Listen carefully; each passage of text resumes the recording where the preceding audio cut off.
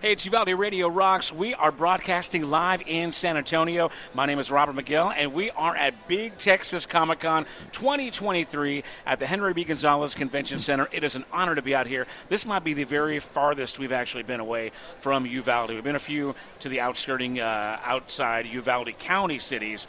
But, man, it's an honor to be out here in San Antonio at probably the hugest pop culture event in Southwest Texas. And I'm joined here by John. He's, what are you, like, owner, operator, man in charge? Well, what's your official title? We don't really hold titles here, but technically I am a co-owner and president of Big Texas Comicon. So, John, first of all, thank you so much for allowing us to come in here and just kind of set up shop, do a live broadcast, cover your awesome event. I know that you, day 3, must already be pretty excited, right? I mean, actually, exhausted might be a better word. Yeah, very exhausted. 25 miles a day walking around the convention center, hard concrete. I need that. Maybe I'll lose some of this, man. No wonder you're in such good shape. Yeah. But thank you guys for coming out. I love having you. We started this partnership last year, and we love it. And glad you guys were able to come out. And, I see people coming up to your booth and drawing awareness to your stations. And we appreciate the opportunity. Yeah. So we've got some good stuff. We're giving away tickets to the State Fair of Texas up in Dallas. We got koozies, T-shirts, stickers, all kinds of good stuff. So if you're in Uvalde or the area and you're planning to come on in, when you get into the convention center, just come in, hang a left, and we've got a really good spot. So thank you for that. John, tell me, so day 3, you've had Friday and Saturday. Give me some of the highlights and maybe even some of the hurdles you've jumped. Highlights, the families, man. That's why we do this. The families come out, just right here, taking pictures, the kids in cosplay, fan meetups. You get 10 Spider-Mans in one area, and they're doing the pointing meme, and giving fans the chance to meet their TV movie star heroes. I like how you mentioned Spider-Man because you got all this multiverse stuff now, so you get all these variations. And with Shamik Moore from Across the Spider-Verse, Miles Morales himself here in attendance. Spider-Man being my guy. So, and I love how the costumes. A lot of times the guests dictate what people decide to dress up as. So that's fantastic. So I'm sure you've had an uptick in Spider-Man this year. Yeah. Spider-Man's a big favorite around here in San Antonio. I made sure yesterday we had a Spider-Man group meetup, and I think it was about 30 or 40 Spider-Man all in one area. Did you post that up on the Facebook page? Yeah, I believe Garrett posted it on our social media. Check it out, Big Texas Comicon on Facebook and Instagram. You got like Spider-Gwen and Spider-Pig and all. Yeah, all these we actually had a frog Spider-Man and a frog Thor come through. Crazy. Yeah. The things that these kids come up with, man. I mean, I've been a fan, for decades, but I don't know. Our generation we like the traditional stuff, you know what I mean? But it's gotten so creative and kind of crazy these days. So, look, but before I get into that, because that makes me want to ask about your original fandom, let's talk about this. As far as the weekend goes, what have been some of the trials? I know that organizing something of this magnitude, there's like anything that's come up that's just been like, oh my gosh, it's been a thorn in your side. The big, and it's hard to say it's a thorn because I love it at the same time. We're family owned, and it's me, my brother, two of my closest cousins, and love them to death. But when you work with family, and that being my brother, I can't get mad at him. He's gonna tell my mom, and at 39 years old, we're gonna get grounded. You know what I mean? Right. So that makes it fun, and it makes it stressful at the same time. But it's good though because we can bump heads, and no one man is above the other. Right. So we work together, we will hash it out, we come up with the best ideas, and it's just great. And with all the friends that help us put it on, with it being a rough day, oh man, Saturday beat me down. Yeah. They rag on you, but it's out of love to bring you up, so they make you feel because you're that close. Yeah. They know that's some motivation. They bring you down, just a little bit, but they build you up twice as much, But that's the big hurdle. you know, with you know, there's always like the flight delays, and which messes up travel plans, and you've got you a know, lot of professionals, a lot of celebrities here that are all doing. I mean, they're doing a lot of different things, a lot of important things, and it's hard sometimes when you got a cancellation or a late arrival or an early departure from these things, because the fans are they're such fans, and we can tend to be emotional too. There can be a little backlash, and people get kind of hurt and offended. So you're the middleman. You've got to be the one that is professional and be able to handle the celebrities and also let down the fans a little easy and be that bearer of bad news sometimes. And you know, we had Elizabeth Berkley last minute cancel for a professional reason, and you know, we said, hey, can you send us a video? You know, for the fans. I saw that on Facebook. And she was very nice. You know, send it over. Very apologetic, and you know, fans get it. You know, it's when you don't communicate, when they're like, oh man, they didn't tell me I'm here. You know, we try to communicate. You know, it's a big hurdle because we still get those guys that missed it on Facebook. Right. You know, and we try to post it multiple times. You know, multiple social medias, and but you can't reach everybody. You know, because you're not constantly checking. And not everybody's paying attention until they get here, for sure. And I'll admit, Elizabeth Berkley, I mean, that's kind of my generation. A little bit of a crush there, Jesse from Saved by the Bell. So a little disappointing that I won't be able to say that was in the same room as Jesse from Saved by the Bell. But there's plenty else going on. And if you want a beautiful woman, there's Trish Stratus, right? Yeah, Trish Stratus, Britt Baker, Charmed, Holly Marie Combs, Rose McGowan, Shannon Doherty, who's also Beverly Hills 90210, to throw it back to, like you said, the earlier generations. I shouldn't say early because, you know, I used to watch it myself. But, you know, we got plenty of people out here. Well, tell me this. Now, all these celebrities, and you guys are putting this together again, you said family-owned and operated. There must be so much preparation as far as booking and travel arrangements, and just how early do you start this process, and does it keep you busy all year long? Yes. Put it this way. We're planned for 2024 and 2025. We're not going anywhere. We've started the process for 2024. Vendor sales are on sale already, and I'll tell you what, we've made a dent. And, you know, this year we sold out of vendors 10 months ahead of the show, which is just unbelievable. Wow. I'm shooting for 11 months this year, you know. So everyone says, oh, man, Comicon happened. You get to take a vacation now. I ain't stopping. No. This is a beast. I mean, we're going to keep it going. It might not be as intense as the last 2 months. But it's still work. It's work. You know, I tell everybody, you give me a month after Comicon to kind of wrap things up, you know, and the books and you know, all that good stuff. And then I'll take my vacation. But you're right, because even after this event, you're going to have recaps, photos trickling through, you know, dealing with media like the radio stations and television and all that stuff. So, it's a lot of work. So, do you have a 9-to-5er that you're also juggling, or so is this what you this do? Is it, man. This is it. You know, my background, I used to run the operations at the San Antonio Missions Baseball Stadium. Oh, okay, cool. You know, we opened this up in 2019.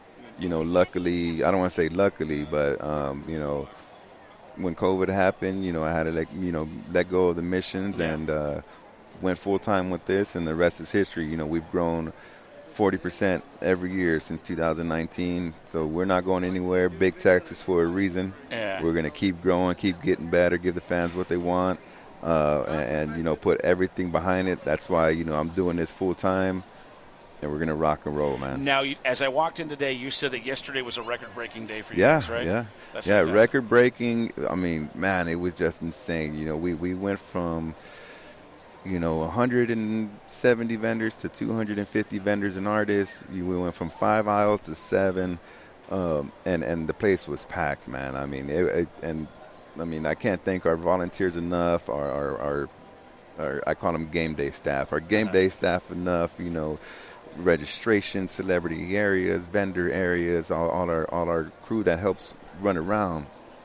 You know, we knocked it out of the park yesterday. You know, I felt real proud.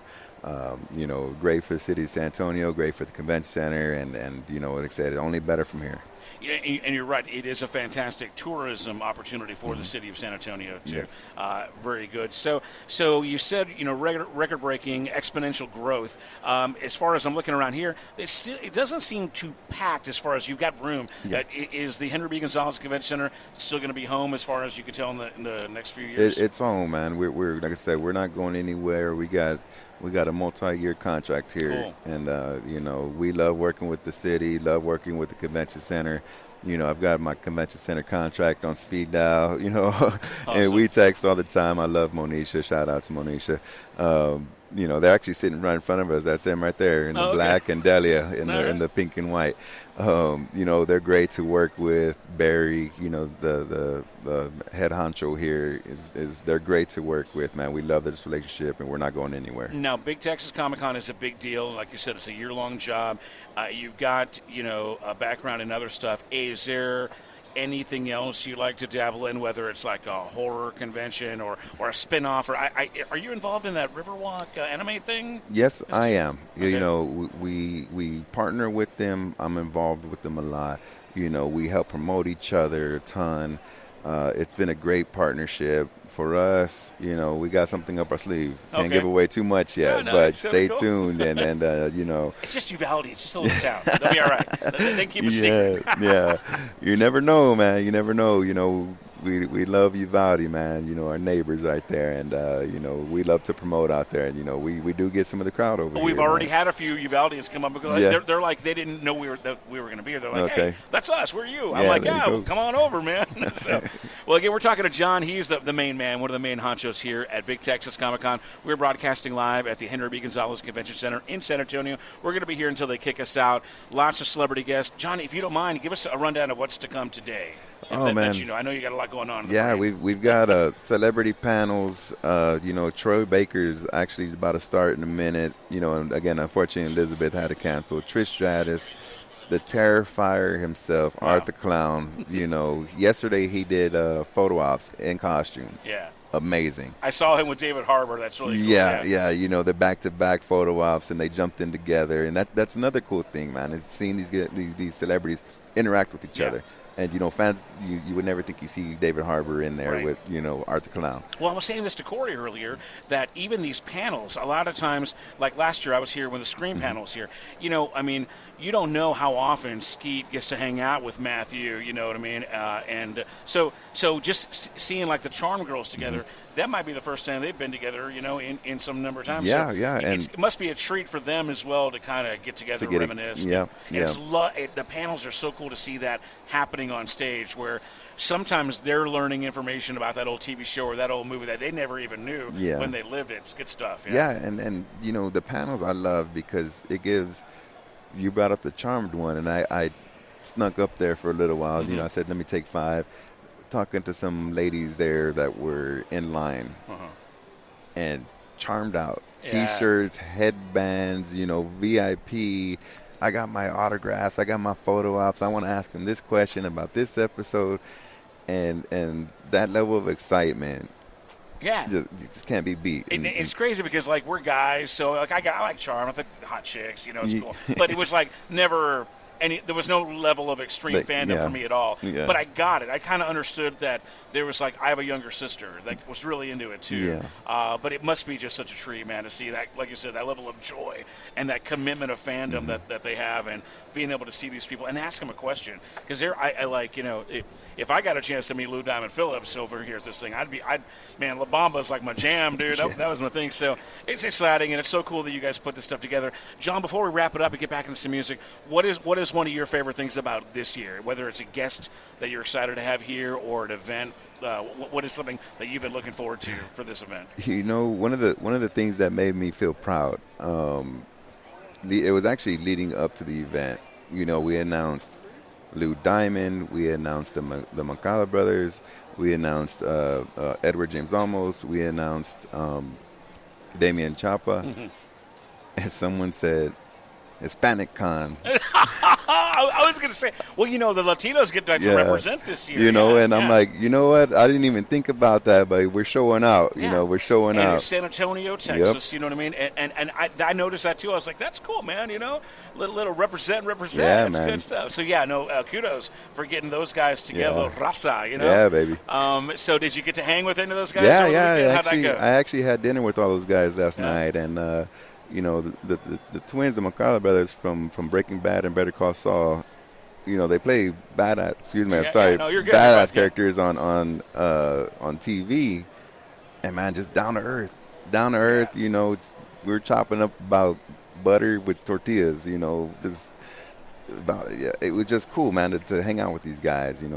I wonder if those guys understand the impact they make to like Latinos of a certain age, where I'm in my early 50s now. Mm-hmm.